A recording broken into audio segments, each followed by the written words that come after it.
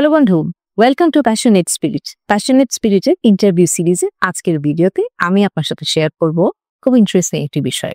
বন্ধু, এই professional upgradation কিংবা প্রফেশনাল গ্রোথের ক্ষেত্রে কি কি কাজ অবশ্য কর্তব্য, আপনাকে যখন ইন্টারভিউ ফেস করতে হয় তখন আপনি কিভাবে প্রিপারেশন নেবেন, কি কি রিসার্চ ওয়ার্ক করবেন, ইন্টারভিউ এর দিন কি করবেন, ইন্টারভিউ বোর্ডের সামনে কি করবেন, কি কি কমন কোয়েশ্চেন্স রয়েছে যা আপনি প্রিপারেশন নিয়ে দিতে পারেন, এবং ইন্টারভিউ দিন কি খাবেন কি খাবেন না, এই জিনিসগুলো নিয়ে কিন্তু আমার অনেকগুলো ভিডিও রয়েছে। আপনি চাইলে চ্যানেলে স্ক্রল করে সবগুলো ভিডিও থেকে দেখে নিতে পারেন। এই ভিডিওগুলোর মূল ব্যাকগ্রাউন্ডটি কি? বন্ধু, আমি ইশরাত শাবনম, আমি সরকারি চাকরিতে ছিলাম, এরপরে আমি লিডারশিপ পজিশনে অনেকগুলো এজেন্সিতে কাজ করেছি এবং আমার জীবনের কোনো ইন্টারভিউ এমন নেই যেখানে আমি ফেল করেছি। তো আমার নিজের জীবনের ইন্টারভিউগুলোর অভিজ্ঞতা থেকে আমি এই ভিডিওগুলো তৈরি করেছি এবং আমি চাই অনেক অনেক বেশি মানুষ তাদের জীবনে প্রফেশনাল গ্রোথ নিয়ে হ্যাপি হোক এবং প্রফেশনাল লাইফটিকে তারা যেন এনজয় করতে পারে এবং এটির ফুল পটেনশিয়ালকে তারা যেন এক্সপ্লোর করতে পারে। তো বন্ধু, চলে আসি আমাদের আজকের টপিকে। আজকে যে টপিকটি রয়েছে সেটি হলো আপনি ইন্টারভিউ দিতে গিয়ে কি কি করবেন না।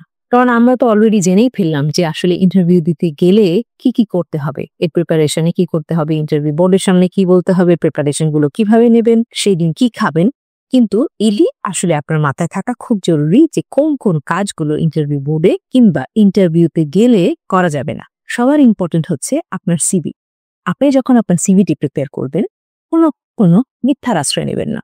অর্থাৎ একটি জেডি রেখে যখন আপনি আপনার সিডিকে এনহান্স করার চেষ্টা করবেন, খেয়াল করবেন আপনি যেন ঠিক ওই জেডির সাথে নিজের রোল প্রোফাইলকে বা নিজের যে ক্যারিয়ারের হিস্টোরি রয়েছে সেই জিনিসটিকে যাতে ম্যাচ করার জন্য মিথ্যা না বলে ফেলেন। অর্থাৎ যা চাওয়া হয়েছে সেই কম্পিটেন্সি আপনার না থাকা সত্ত্বেও আপনি যদি ভুল কথা লিখে বা খুব একটা অসত্য কথা লিখে আপনার সিভিকে প্রিপেয়ার করেন, যেটি হবে যদিও বা আপনি ইন্টারভিউ বোর্ডের সামনে উতরে যেতে পারেন, আপনি কিন্তু আপনার ক্যারিয়ারে কিংবা যদি ওই পজিশনটা আপনি সিকিউর করতে পারেন, তাহলে ওই পার্টিকুলার রোলে যে সমস্ত কাজ রয়েছে, রেসপন্সিবিলিটি রয়েছে, সেগুলি আপনি কিন্তু ফুলফিল করতে পারবেন না এবং ultimately it will be a bad reputation for you. আপনি নিশ্চয়ই চাইবেন না যে আপনি ক্যারিয়ারের গ্রোথের ক্ষেত্রে একটি ব্ল্যাক স্পট করুক। কাজেই খুব সততার সাথে আপনার সিভিটিকে আপনি অ্যাসেস করুন যে আপনি যা যা লিখেছেন এগুলো সবগুলো আপনার সম্পর্কে সত্যি এবং এই প্রত্যেকটি আপনি প্রুভেন আপনার স্কিলস এন্ড কম্পিটেন্সির জায়গা থেকে আপনি আপনার সিভিতে উল্লেখ করেছেন। চলে আসি ইন্টারভিউয়ের দিন আসলে কি করা যাবে না। প্রথম এবং সর্বপ্রথম হচ্ছে আপনি ইন্টারভিউ বোর্ডে কিন্তু কখনো লেট হবেন না। অর্থাৎ আপনার যেদিন ইন্টারভিউ থাকবে আপনি আগের দিন থেকে কিংবা বেশ কয়েকদিন আগে থেকে আপনি মনে মনে প্ল্যান করতে যে ঠিক আপনি কোন সময় গিয়ে পৌঁছালে আপনি আপনার ইন্টারভিউতে কোনোভাবেই লিড হবেন না। এর জন্য আপনাকে যদি রুট প্ল্যান করতে হয় সেটি করুন। এমন যদি হয় যে আপনার অচেনা একটি জায়গাতে আপনার ইন্টারভিউ এর লোকেশন পড়েছে, তাহলে আমি সাজেস্ট করব যদি সম্ভব হয় তাহলে আপনি ওই জায়গাটিতে একবার ট্রাভেল করে দেখুন। আপনি যেখানে থাকেন বা আপনার যেখান থেকে আপনি ওই গন্তব্যস্থলে পৌঁছাবেন, এই ক্ষেত্রে কোন রুটটি সবচেয়ে ভালো সেটি বুঝতে চেষ্টা করুন। এখনকার দিনে ট্রাফিকের কারণে কিন্তু বিভিন্ন সময় অনেক ক্ষেত্রেই আপনার যাত্রা কিন্তু অনিশ্চিত হয়ে যায়।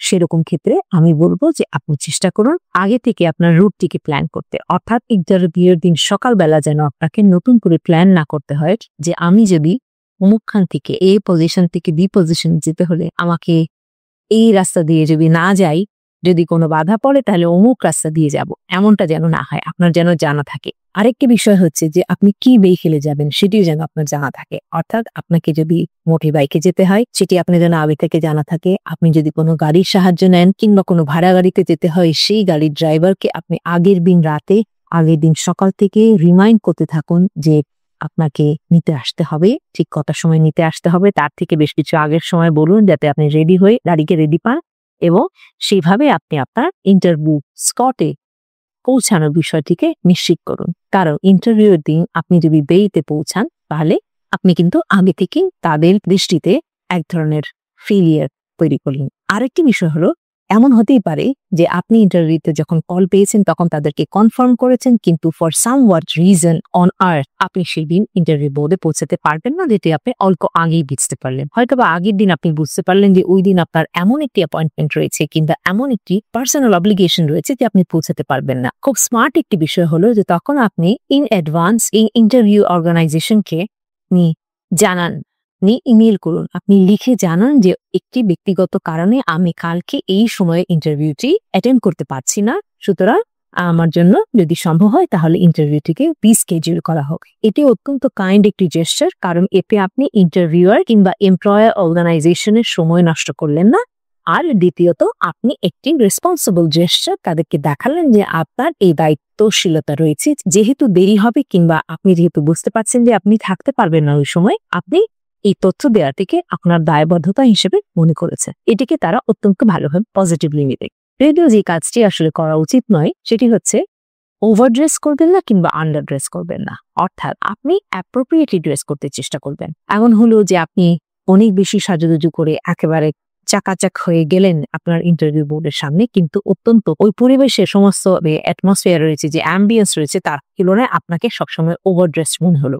আবার আন্ডার ড্রেস হয়ে গেলে কি হলো, যেমন আপনি দেখা গেল যে আপনি চটি পায়ে একটা ছোট হাতার টি শার্ট, এখন তো ছিঁড়াবিড়া প্যান্টের ডিজাইনের অনেক চল এসেছে, আপনি সেই ধরনের একটা খুবই casual pant, casual T shirt পরে একটা ইন্টারভিউ দিতে চলে গেলেন খুব ইম্পর্ট্যান্ট একটা পজিশনের জন্য। That should not be fair. আপনি চেষ্টা করবেন কিছুটা ফর্মালিটি মেনটেন করতে, ওভার ড্রেস করবেন না। আমি বলতে চাইছি যে অনেক বেশি ছকছকে চকচকে চোখে পড়ে এমন কোনো কালার চুজ করবেন না, এমন কোনো অ্যাটায়ার চুজ করবেন না, রাদার একটি মোডেস্ট কিন্তু ফর্মাল একটি অ্যাটায়ার চুজ করবেন। আমি অন্য একটি ভিডিওতে আপনাদের সাথে শেয়ার করব কি ধরনের ড্রেসকে আমরা ফর্মাল অ্যাটায়ার হিসেবে কনসিডার করতে পারি ফর ইন্টারভিউ।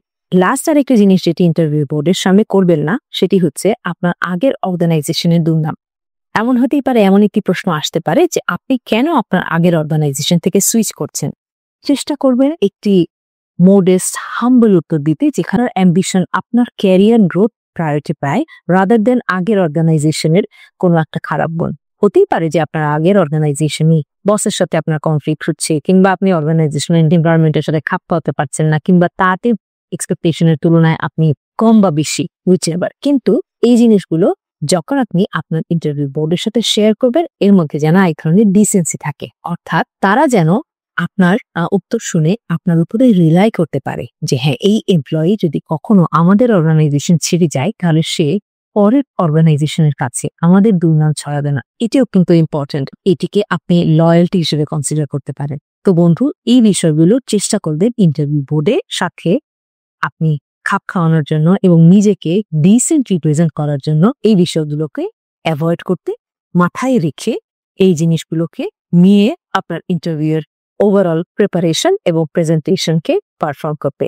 তো বন্ধুরা, বি প্যাশনেট, বি পজিটিভ। দেখা হবে এই একই সিরিজের পরের ভিডিওতে। ভালো থাকবেন বন্ধুরা, বাই।